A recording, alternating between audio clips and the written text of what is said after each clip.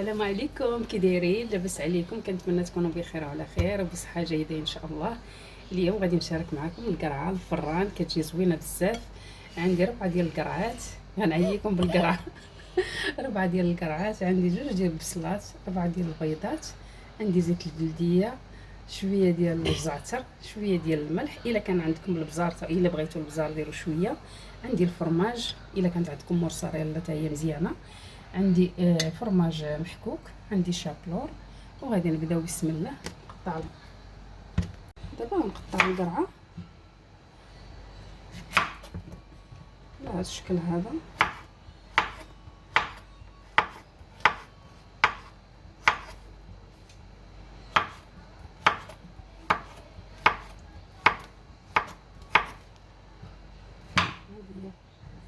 قطعت البصله والقرعه. البصله قطعتها على هذا الشكل هذا مشنفه. دابا غادي ندير شويه ديال الملح، ندير الملحه، وغندير شويه ديال الزعتر.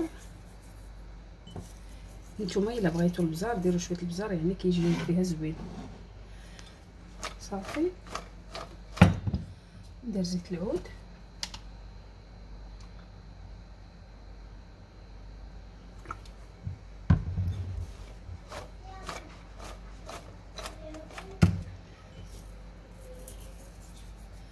وغادي نديرها الطاوله اللي كتدخل الفران.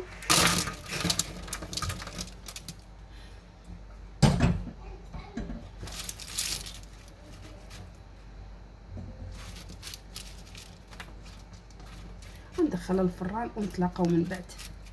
بعد ما طيبت البصله تجي على هذا الشكل هذا هي والقرعه، تجي هكا. دابا غادي ندير البيض، بسم الله.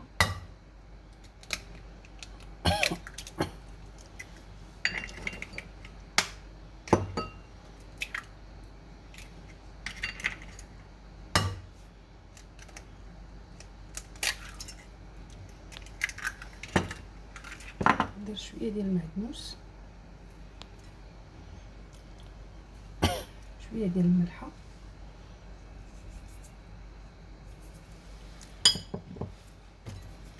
بسم الله.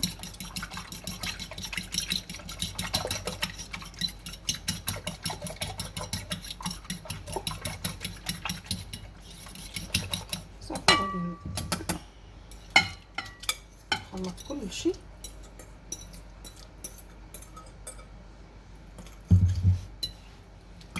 بهذا الشكل هذا.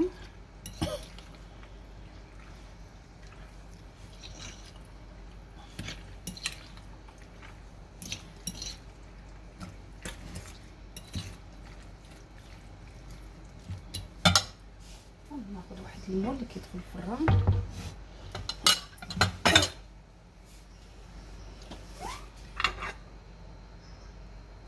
شويه ديال الزيت،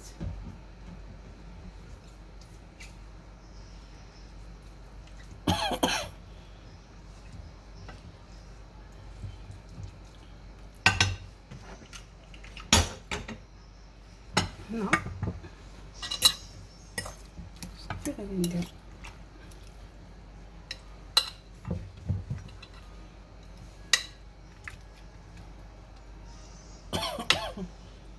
النص على هذا الشكل.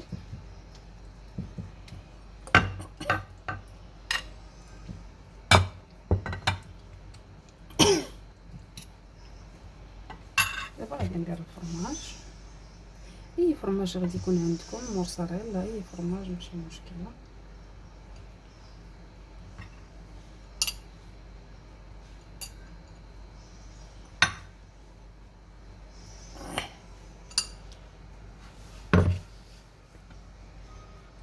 صافي غادي نغطيه.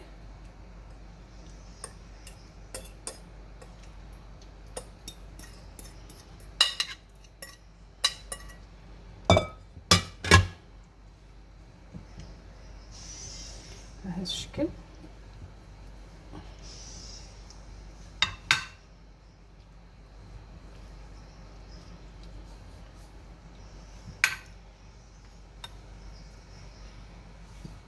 صافي غادي ندير شويه ديال شابرو.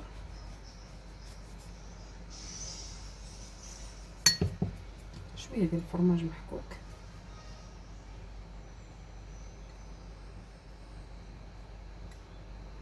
صافي وغندخلها للفران ونتلاقاو من بعد.